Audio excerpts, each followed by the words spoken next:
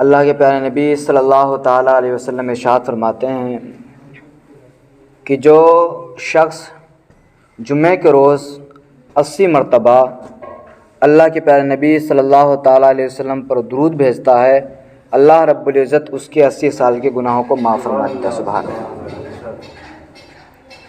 اور اللہ کے نبی صلی اللہ تعالیٰ علیہ وسلم نے ایک تسبیح بیان فرمائی، اسے یاد کر لیں، سبحان اللہ و بحمدہ سبحان اللہ العظیم، سبحان اللہ و بحمدہ سبحان اللہ العظیم۔ اللہ کے پیارے نبی صلی اللہ تعالیٰ علیہ وسلم ارشاد فرماتے ہیں، اگر تمہارے گناہ سمندر کی جھاگ کے برابر ہو، یعنی آپ نے بہت سارے گناہ کر لیے ہوں اور یہ والی تسبیح آپ نے دن میں 100 مرتبہ پڑھ لی تو اللہ رب العزت آپ کے سارے گناہوں کو معاف فرما دیتا ہے۔ سبحان اللہ۔ اور اللہ کے پیارے نبی صلی اللہ تعالیٰ علیہ وسلم ارشاد فرماتے ہیں، سبحان اللہ والحمد للہ ولا الہ الا اللہ واللہ اکبر، یہ اس کا وزن اتنا میدان محشر میں ہوگا کہ سارے اعمال کو ایک طرف رکھ دیا جائے گا اور ایک کاغذ کے ٹکڑے پر سبحان اللہ والحمد للہ لکھ کر رکھ دیا جائے گا، پھر بھی یہ پلہ بھاری نظر آئے گا۔ سبحان اللہ۔ تو یہ تسبیح ہے۔ تو آج جمعہ کا مبارک دن ہے، تو ہمارا آپ کو چاہیے کہ ہمارا آپ کثرت سے اللہ کے نبی صلی اللہ تعالیٰ علیہ وسلم پر درود و سلام پڑھیں اور اس کے ساتھ ساتھ میں یہ والی تسبیح سبحان اللہ و بحمدہ سبحان اللہ العظیم کا ورد کرتے رہیں۔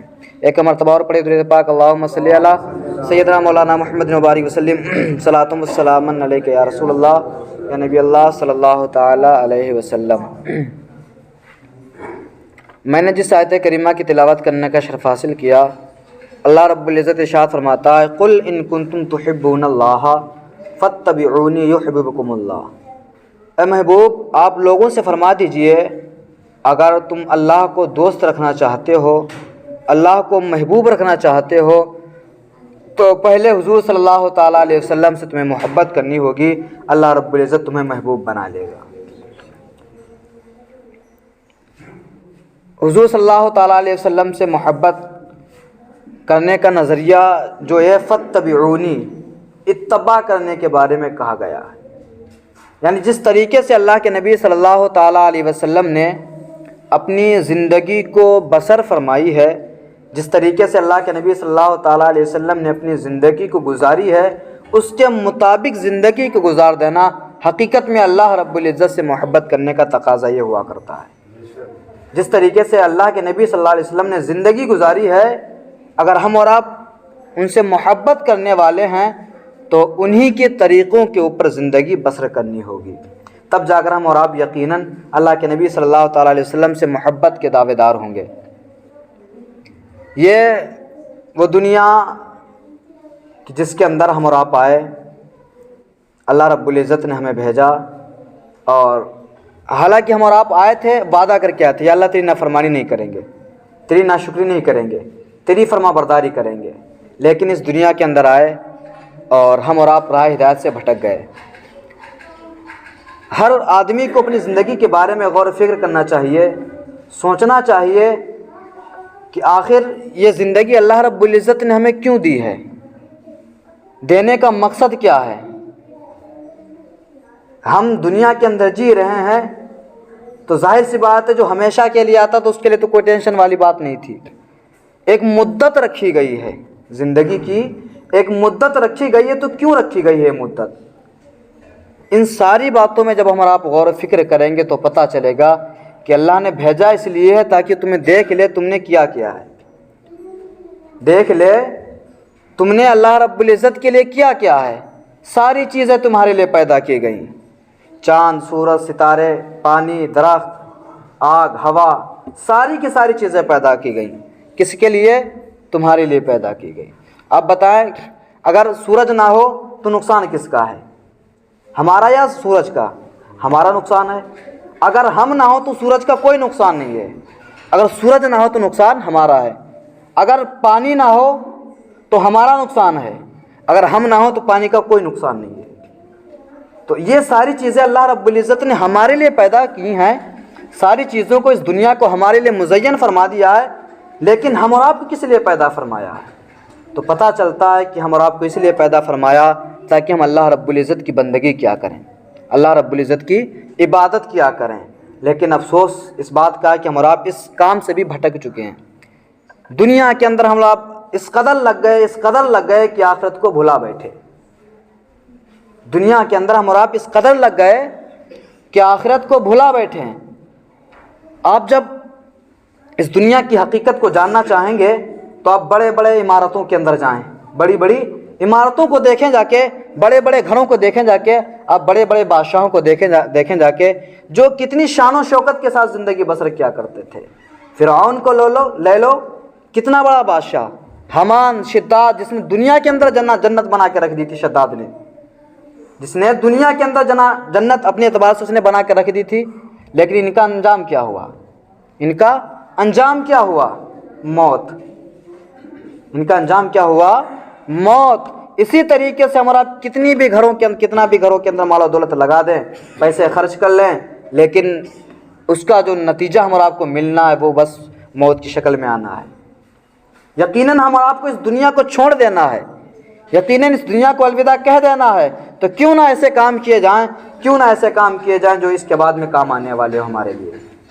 یہ زندگی دی گئی بہت زیادہ 50-60 سالوں کی ہے، اس کے بعد میں ہمیشہ کے لیے اللہ کے حضور حاضر ہونا ہوگا، پھر کیا جواب دیں گے؟ آپ کی جوانی کب تک رہی؟ بچپنا گزر گیا کھیلتے کھیلتے، جوانی ہمارا آپ کی گزری جا رہی کمانے کے اندر، لیکن اللہ رب العزت کا ذکر نہیں کر پا رہے ہم اور آپ۔ جب بڑھاپے کے عالم میں پہنچیں گے تب ہم اور آپ کو اس وقت افسوس ہوگا، جب کوئی مرض ہم کو آ کر گھیر لے گی، ہم چاہیں گے کہ ہم نماز پڑھ لیں، ہم چاہیں گے کہ ہم سجدہ کر لیں اللہ کی بارگاہ میں، لیکن پیٹھ کا درد ہوگا، کمر کا درد ہوگا، ہم اور آپ سجدہ نہیں کر سکیں گے۔ آپ جوانی ادھر ادھر بتا رہے ہیں، زندگی ادھر ادھر گزار رہے ہیں، جب آپ کا بڑھاپا آئے گا نماز پڑھنے کا دل ہوگا لیکن آپ نماز نہیں پڑھ سکیں گے۔ موت کو یاد کرنا چاہیے، ہمیشہ موت کو اپنے ذہن کے اندر رکھنا چاہیے۔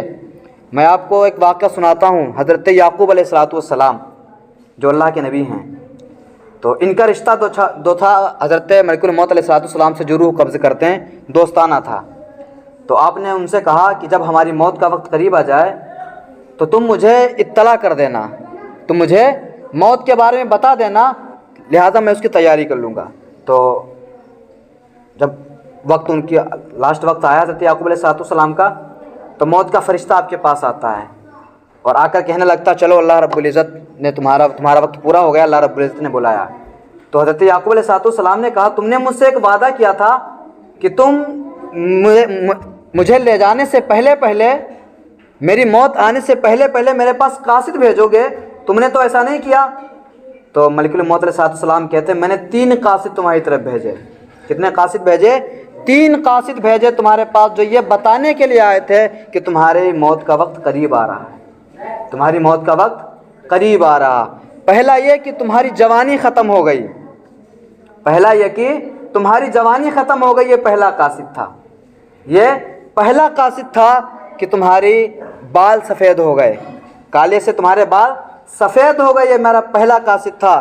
دوسرا قاصد یہ تھا کہ تمہارے جسم سے تمہاری طاقت کو ختم کر دی گئی، اور تیسرا قاصد یہ تھا کہ تمہارا جسم جھک گیا، تمہارا جسم کمزور ہو گیا۔ وہ ملک الموت علیہ السلام کہتے ہیں کہ اے اللہ کے نبی، ہر شخص کے پاس میرے 3 قاصد جاتے ہیں، عقل مند آدمی ان سے نصیحت حاصل کر لیتا ہے اور آخرت کی طرف لگ جاتا ہے، اور بے وقوف آدمی جسے دنیا ہی دنیا دکھائی دیتی وہ پھر بھی نہیں سدھرتا ہے۔ تو آپ بتائیں ذرا کہ ملک الموت علیہ السلام، اللہ رب العزت نے ہماری طرف کتنے سارے احکامات بھیج دیے، ہمارے پاس کتنی نشانیاں آ چکی ہیں، ہمارے دھیرے دھیرے جسموں سے طاقتیں ختم ہو رہی ہیں، ہمارے سیاہ بال سفید ہو رہے ہیں، ہمارے جسم جھک رہے ہیں، پھر بھی ہماری اتنی توفیق نہیں ہوتی ہے کہ اللہ کی بارگاہ میں آئیں، اللہ رب العزت کی عبادت کریں، پھر بھی اتنی توفیق نہیں ہوتی ہے کہ اللہ رب العزت کے حضور حاضر ہوں اور اللہ رب العزت کی عبادت کیا کریں۔ معزز سامعین کرام، اللہ رب العزت ارشاد فرماتا ہے کہ الم یعنی للذین آمنوا ان تخشع قلوبہم لذکر اللہ، کیا مومنوں کے لیے ابھی بھی وہ وقت نہیں آیا کہ ان کے دل اللہ کے ذکر کے لیے جھک جائیں؟ کیا ابھی بھی ہمارے پاس وہ وقت نہیں آیا کہ ہم اور آپ اللہ کی عبادت کے اندر لگ جائیں؟ جبکہ آپ دنیا کا ماحول دیکھ رہے ہیں، دن بدن آپ دیکھ رہے ہیں کہ موت کا کوئی بھروسہ نہیں ہے، موت کا کوئی بھروسہ نہیں، کسی بھی حال میں کسی بھی وقت ہم اور آپ کے پاس آ سکتی ہے۔ تو ہم اور آپ کو موت کی ہمیشہ تیاری کرنا چاہیے۔ ہم اور آپ کے اندر دیکھا گیا اکثر ہمارے جوانوں کے اندر یا بچوں کے اندر گاڑیاں چل رہی ہیں، ہمارے ٹریکٹروں کے اوپر، ہمارے بسوں کے اندر، ہمارے جیپوں کے اندر کانوں کے اندر ایئر فون لگے گانے بج رہے ہیں، کانوں کے اندر ایئر فون لگے گانے بج رہے ہیں۔ آپ ذرا اس تصور کے اندر جائیں، جب آپ کی گاڑی چل رہی ہو اور آپ کے کانوں کے اندر ایئر فون لگی ہوئی ہو اور اس کے اندر گانے بج رہے ہوں، اور سامنے سے کوئی کار آ کر آپ کے ٹکرا جاتی ہے اور آپ کا انتقال اسی حالت میں ہو جاتا ہے، تو آپ اللہ کو کیا جواب دیں گے؟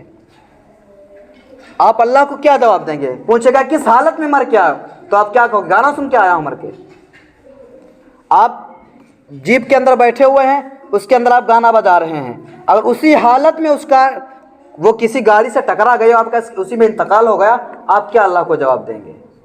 کوئی ہے ہمارے پاس جواب جو ہم کہہ سکیں یا اللہ کی مجھ سے کوئی غلطی ہو گئی؟ لاسٹ وقت میں آپ مرے ہو، شام کو ہم بستر پہ لیٹے ہیں، موبائل چل رہا ہے، پکچریں چل رہی ہیں، ہماری کانوں کے اندر فون لگا ہوا ہے، اور اللہ نہ کرے اگر آپ کی اسی حالت میں انتقال ہو جاتا، پھر اللہ کو کیا جواب دو گے؟ یہ سوچنے کی بات ہے، غور و فکر کرنے کی بات ہے۔ ہم اور آپ نے زندگی کا تماشا بنا کے رکھ دیا ہے۔ اللہ نے بھیجا کس لیے تھا اور ہم لوگ کس کام کی طرف گئے؟ اللہ نے بھیجا اس لیے تھا کہ ہم اللہ کی عبادت کرتے، ہم اور آپ نے اپنی زندگی کو گزار دیا گانے سنتے سنتے، کانوں کے اندر فون لگی ہوئی ہے، گاڑیاں چل رہی ہیں، ہر روز بروز انتقال ہو رہے ہیں، پھر بھی ہم اور آپ کے اندر ذرا احساس پیدا نہیں ہوتا ہے، ذرا سا احساس پیدا نہیں ہوتا ہے۔ میرے بھائیوں، یہ ہمیشہ دنیا زندگی اللہ نے دی ہے، ہمیشہ کے لیے نہیں دی ہے، کچھ لمحوں کے لیے یہاں پہ آئے ہیں، کچھ لمحوں کے لیے یہاں پہ آئے، ہمیشہ یہاں پہ نہیں رہنا ہے، تو تیاری اس کی کرنا چاہیے جہاں پہ ہمیں ہمیشہ رہنا چاہیے۔ ہم اور آپ نے آج شریعت کا مذاق بنا کر رکھ دیا ہے، شریعت کا مذاق بنا کے رکھ دیا، وہ کسی بھی کام کے اندر ہو ہم اور آپ شریعت کے اندر دخل اندازی کرتے ہوئے نظر آتے ہیں۔ سوچنا چاہیے، غور و فکر کرنا چاہیے آدمی کو کہ اللہ نے ہم پر اتنے سارے احسانات فرمائے ہیں، اتنی ساری نعمتیں عطا فرمائی ہیں، لیکن ہم اور آپ اللہ رب العزت کی نافرمانیاں کرتے ہیں۔ نمازوں کے لیے ہمارے پاس وقت نہیں ہے، سجدوں کے لیے ہمارے پاس وقت نہیں ہے، گناہوں کے لیے ہمارے پاس وقت ہے، کہیں گناہ کا کام ہو رہا ہو ہم اپنے پورا کا پورا وقت ضائع کر دیتے ہیں۔ مسجد کے لیے، نماز میں 5 منٹ کے لیے ہمارے پاس وقت نہیں رہتا ہے، 5 منٹ کے لیے وقت نہیں رہتا ہے۔ کیا ہے یہ؟ سوچو، ذرا غور و فکر کرو اپنی زندگی کے بارے میں کہ اللہ کے حضور حاضر ہونا ہے، جب اللہ پوچھے گا بتاؤ تو صحیح تم نے کیا کیا ہے۔ اللہ کے نبی صلی اللہ تعالیٰ علیہ وسلم جب طائف کے بازار کے اندر گئے تھے اسلام کی دعوت دینے کے لیے، طائف کا وہ بازار ہے جب اسلام کا غلبہ آیا تو حضرت عائشہ نے پوچھا یا رسول اللہ آپ کو سب سے زیادہ تکلیف کہاں ہوئی ہے؟ آپ کو سب سے زیادہ تکلیف کس وقت ہوئی ہے؟ تو اللہ کے پیارے نبی صلی اللہ تعالیٰ علیہ وسلم نے ارشاد فرمایا مجھے طائف کے میدان میں ہوئی ہے، مجھے طائف کے میدان میں ہوئی ہے۔ اس وقت جب اللہ کے نبی صلی اللہ تعالیٰ علیہ وسلم نے اسلام کا پرچم بلند کیا، جب اسلام کے بارے میں توحید کے اللہ کے نبی صلی اللہ علیہ وسلم نے دعوت دی، تو وہاں کے شریر لوگوں نے اللہ کے پیارے نبی صلی اللہ تعالیٰ علیہ وسلم پر پتھر برسائے تھے، آپ کے سروں کے اوپر اتنے پتھر برسائے گئے تھے اللہ کے نبی صلی اللہ علیہ وسلم کے سر کے اوپر کہ آپ کے سر کا خون آپ کے پیروں کی طرف سے بہتا ہوا نظر آ رہا تھا۔ اس قدر اللہ کے نبی صلی اللہ تعالیٰ علیہ وسلم کے اوپر پتھر برسائے گئے تھے طائف کے بازار کے میدان میں۔ اب بتائیں ذرا، اللہ کے پیارے نبی صلی اللہ تعالیٰ علیہ وسلم جو معصوم جن سے کوئی گناہ سرزد نہیں ہو سکتا ہے، وہ اسلام کی تبلیغ کے لیے، اسلام کی اشاعت کے لیے اپنے سروں کے اوپر پتھر کھائے، اتنی مصیبتیں اذیتیں سہی۔ جب آپ اس نبی کی بارگاہ میں پہنچو گے، اللہ کے نبی صلی اللہ علیہ وسلم پوچھیں گے میرے امتی بتاؤ تو صحیح، میں نے تمہارے لیے پتھر کھائے تھے، بتاؤ صحیح میں نے تمہارے لیے دنیا کے اندر مصیبتیں جھیلی تھی، تم میرے لیے کیا لے کر آئے ہو؟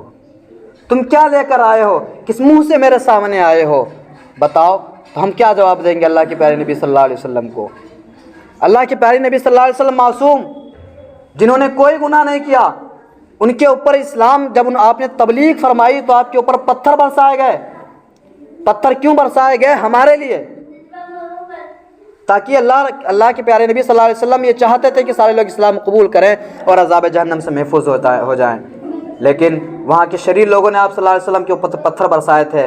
میں آپ سے پوچھنا چاہتا ہوں کہ جس نبی نے جس اسلام کے لیے اتنی ساری مصیبتوں کو جھیلا ہے، جس نبی نے اس اسلام کو پھیلانے کے لیے طرح طرح کی مصیبتوں کو جھیلا ہے، آج ہم اور آپ نے اس اسلام کو مذاق بنا کے رکھ دیا ہے۔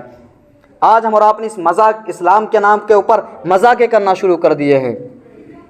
ان ساری باتوں کے بارے میں سوچنا چاہیے۔ آدمی جب قبر کے اندر جائے گا تو نہیں پوچھا جائے گا سب سے پہلے کہ تم نے کتنا کمایا تھا، کتنا خرچ کیا تھا، تم نے دنیا کے اندر کتنے کاروبار کیے تھے، نہیں پوچھا جائے آپ سے کوئی سوال نہیں پوچھا جائے گا۔ جب آپ میدان محشر میں حاضر ہوں گے تو اللہ نہیں پوچھے گا تم نے سب سے پہلے کیا کیا تھا، کتنے گھر بنائے تھے، کتنی دولتیں اکٹھا کی تھی۔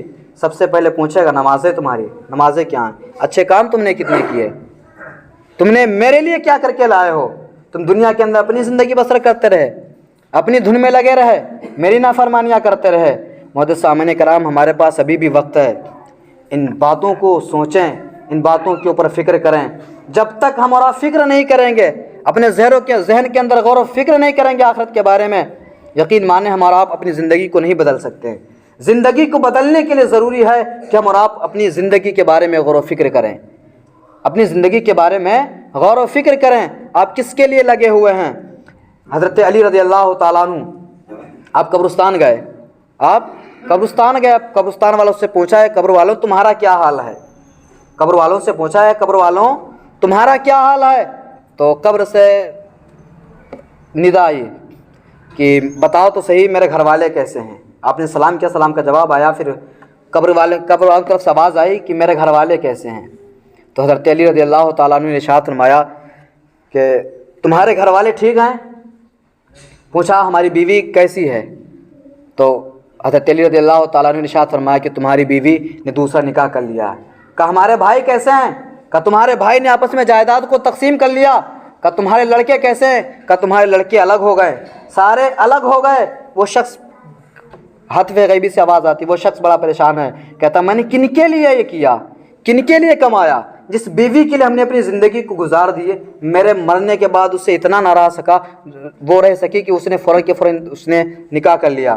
میں جن بچوں کے لیے اتنی کوششیں کرتا رہا، اتنے گھر بناتا رہا تاکہ میرے بچے متحد رہیں، پھر وہ میرے مرنے کے بعد پھر تنہا الگ الگ ہو گئے۔ معزز سامعین کرام، جب آپ قبرستان کے اندر جائیں گے تو آپ کو بہت ساری چیزوں کے سوالات کے جوابات مل جائیں گے کہ آخرت جو ہم اور آپ کے کام آنے والی ہے وہی آخرت کام آنے والی ہے، نیک عمل کام آنے والی ہیں، باقی جو ہم آپ دنیا کے اندر کر رہے ہیں یہ ساری کی ساری چیزیں چھوڑ کر ہم اور آپ کو جانا ہوگا۔